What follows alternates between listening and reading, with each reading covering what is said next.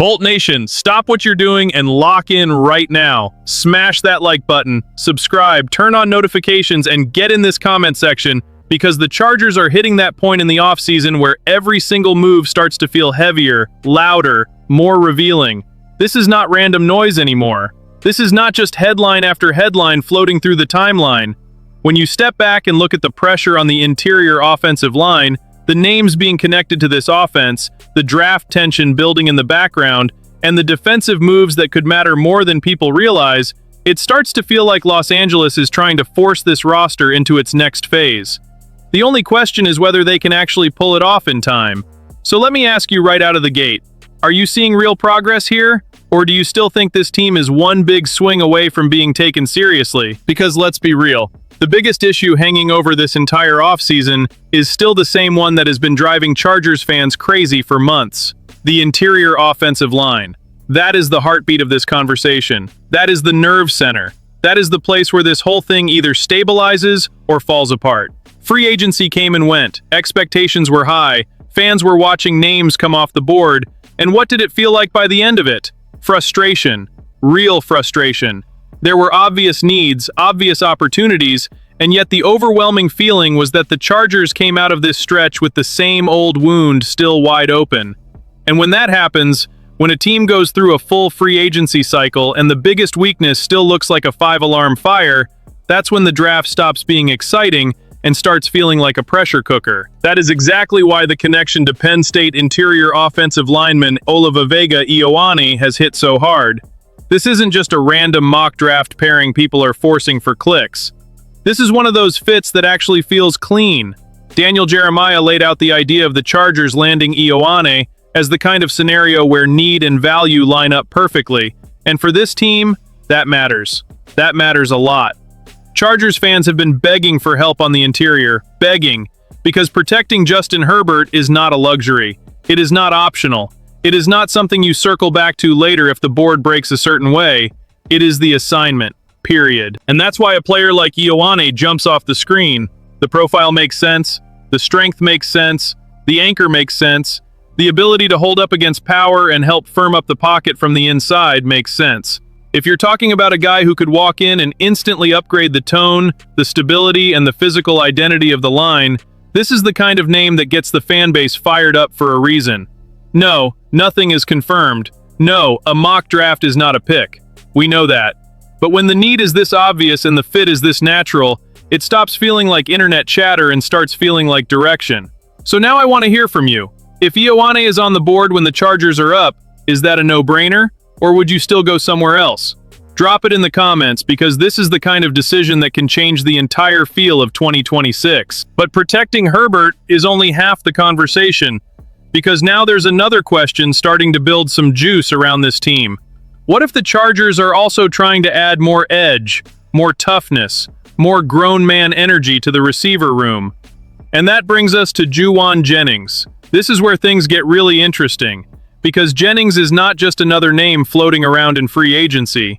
He is a very specific kind of football player. He brings attitude, he brings physicality, he blocks, he competes, he does the dirty work. And when you start imagining that kind of receiver in an offense led by Justin Herbert, you can see why people are connecting the dots. The Chargers have been named as a logical fit for Jennings, especially with Keenan Allen still unsigned. And that's where the debate really gets hot. Because once Jennings enters the conversation, this is no longer just about adding a veteran body to the room.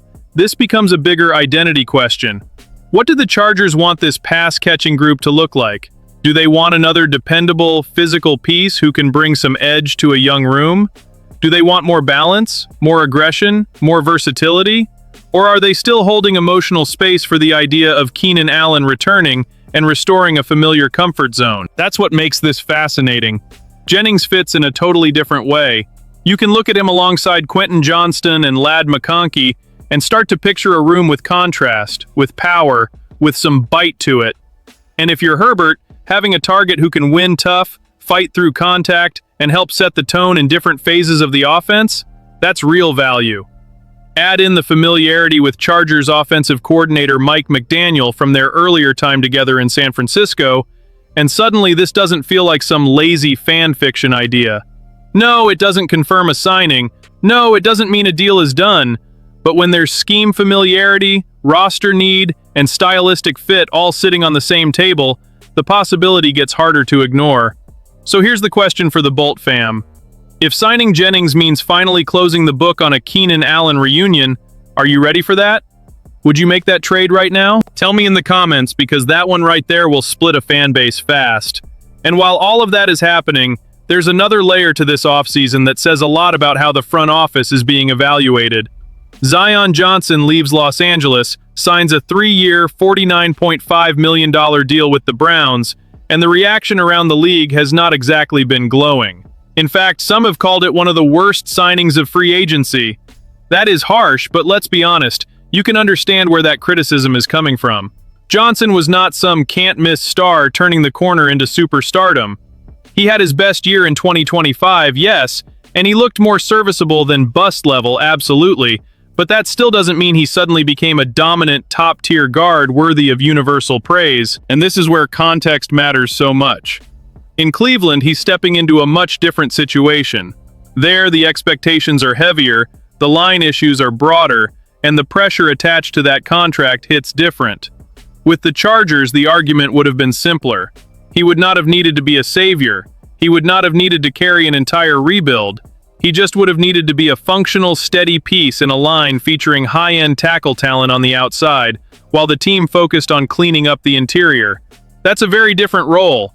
That's a very different burden. So now the conversation gets uncomfortable. Did the Chargers make the smart, cap-conscious decision by letting him walk? Or did they turn away from an imperfect answer only to replace him with an even shakier question mark? Because if the fallback plan is a player that inspires even less confidence, then the decision becomes a lot harder to defend. This is where offseason evaluations get tricky. A player can be overpaid by one team and still make sense for another. Both things can be true at the same time, and that's what makes this such a charged topic for Chargers fans. Would Zion Johnson at that number have been ideal? Maybe not. Would letting him walk feel better if the replacement plan looked cleaner? Absolutely. But right now that clarity isn't there, and that's why this thing still feels unsettled. So tell me straight, would you have kept Zion Johnson at that price? Or was letting him go still the right move? Then on the defensive side, the Chargers made a move that may not win the national headlines, but it could mean a whole lot more to the actual shape of the team than people think.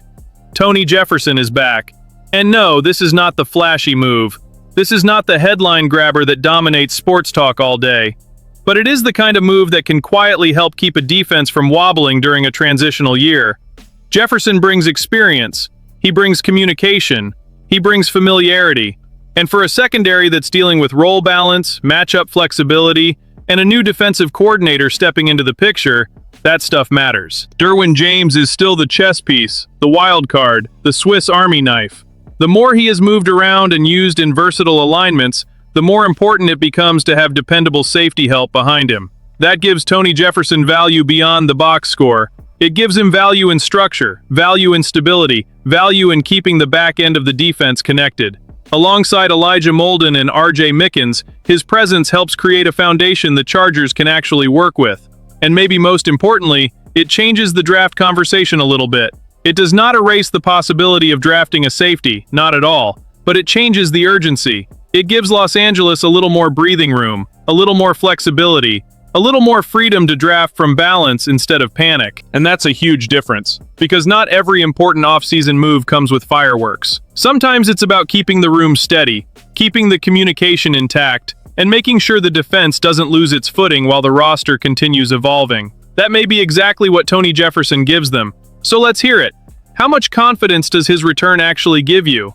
Is that enough for the secondary to feel stable? Or do the Chargers still need another move back there before this thing feels complete? When you put all of this together, that is when the bigger picture starts to come into focus. The Chargers still have major questions, no doubt about it. The interior offensive line is still the glaring pressure point. The offense could still use another weapon. The free agency read is still mixed. The draft feels loaded with tension. But at the same time, there are signs. Real signs. Signs of what this team values. Signs of what it knows it has to fix. Signs that this offseason may not be chaotic as much as it is unfinished. And unfinished can turn into dangerous real fast if the next few moves hit. That's why this moment matters. This is where narratives start getting built. This is where fan confidence either rises or cracks. This is where a team either looks like it's drifting or starts to look like it's lining something up. For the Chargers, the margin is thin, the pressure is real, and the next move could change everything. So if you rocked with this, hit like, subscribe, share this with another Chargers fan, and light this comment section up right now. What is the one move that changes the entire ceiling of this offseason for Los Angeles? Because make no mistake, Bolt Nation, this is the stretch where everything starts to count, and the teams that get it right here are the ones that make the whole league feel it later.